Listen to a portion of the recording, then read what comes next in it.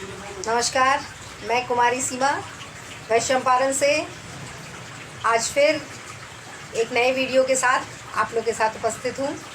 The Bihar teachers history maker मेरा mobile मेरी शिक्षा के इस मंच पे आप सभी लोग का स्वागत है।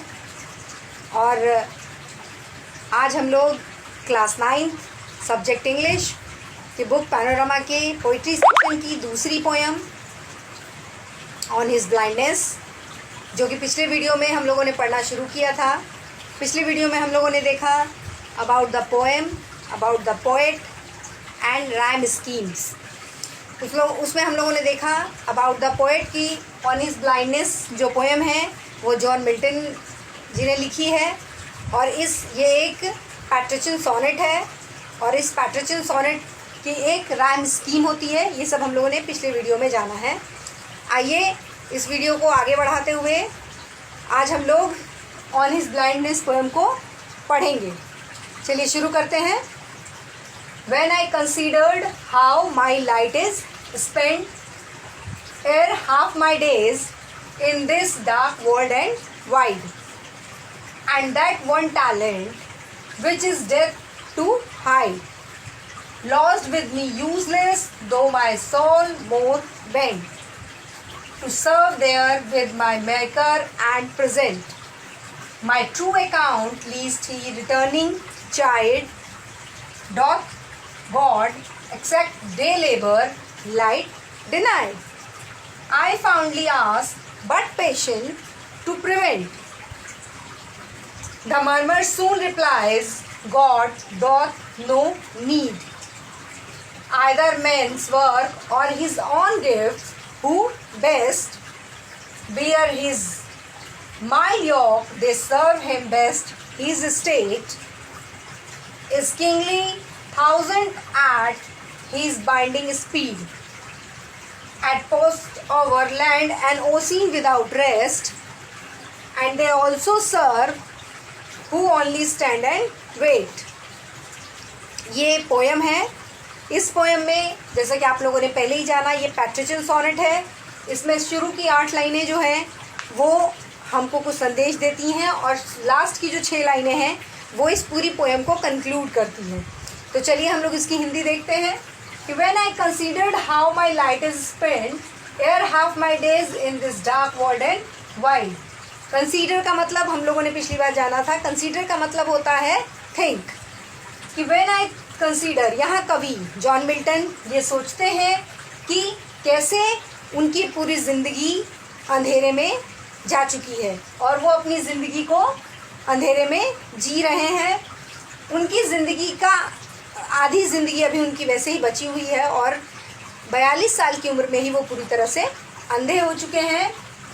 Eight that one talent which is a death to hide, वो ये कहते हैं कि मरने से छुपना ही अगर एक प्रतिभा है तो वो इस प्रतिभा को अपने उसके साथ ही दफन कर चुके हैं।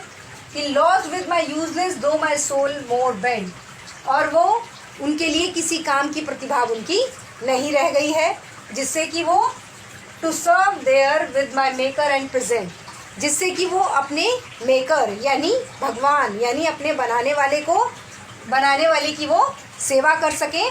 वो प्रतिभा उनसे जा चुकी है।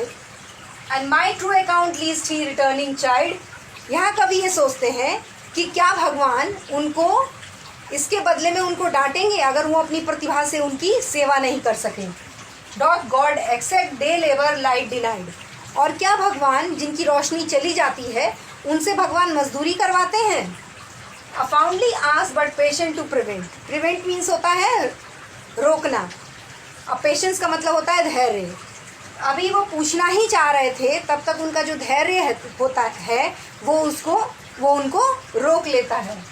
The murmur soon replies God doth not need either man's work or his own gift और हु बेस्ट, तभी उनके कानों में उनके धैर्य ने, मर्मर का मतलब होता है फुसफुसाना, लेकिन यहाँ कहने का सेंस ये है कि कवि का जो धैर्य है वो उनके कानों में कहता है कि भगवान को किसी भी चीज़ की ज़रूरत नहीं है, क्योंकि वो किसी भी तरह के आदमियों से काम नहीं करवाना चाहते हैं।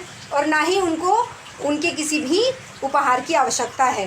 बिकॉज हु इज़ बेस्ट, वो सर्वोत्तम है। Where is mild yoke they serve him best his state. यहाँ कवि ये कहते हैं कि जो लोग भगवान के दिए हुए दुख तकलीफ़ों को सहन करना जानते हैं वही लोग उनकी सच्ची सेवा करते हैं। यहाँ एक वर्ड है यॉक। यॉक मीन्स होता है कि एक ऐसा लकड़ी का ढांचा जो कि जानवरों को पहनाया जाता है और जिससे कि वो किसी भी भारी सामान को खींचते हैं, उसको पहनकर वो उसको खींच कर ले जाते हैं। उसी तरह यहाँ कहने का कवि का सेंस ये है कि इंसान जो विपत्तियों से घिरा होता है और वो विपत्तियों को अपने साथ लेकर चलता है, सहर्ष उसको स्वीकार करता है, तो भगवान उसकी सेवा को स्वीकार करते हैं। His kingly thousand and its binding speed। भगवान जो है वो एक राजा हैं और वो राजा जो है ही इज़ बाइंडिंग, उनके हज़ारों की संख्या में उनके आदेश मानने वाले उनके लोग हैं। And post over land and ocean without rest. साथ ही बिना रुके बहुत सारे लोग उनकी सेवा में लगे रहते हैं, जैसे कि हमारी धरती, ओशियन का मतलब होता है महासागर यानी समुद्र। And they also serve who only stand and wait. और वो लोग भी उनकी सेवा करते हैं जो लोग इसमें इंतज़ार में खड़े रहते हैं और अपनी बारी का इंतज़ार करते हैं, वो लोग भी उनकी उसी तरह सेवा करते हैं। जैसा कि हम लोगों ने देखा कि कवि इस कविता में ये बता रहा है कि ईश्वर जो है वो सर्वोपरि है और हमारे जीवन में आई हुई भी जितनी विपत्तियां हैं उन विपत्तियों को अगर हम सहर्ष स्वीकार करते हैं तो हम भगवान की सच्ची सेवा करते हैं। इसी के साथ आज के वीडियो में इतना ही। आने वाले वीडियो में हम लोग इस पोएम से रिलेटेड कुछ क्वेश्चन आंसर बनाएंगे और तब तक के लिए नमस्कार।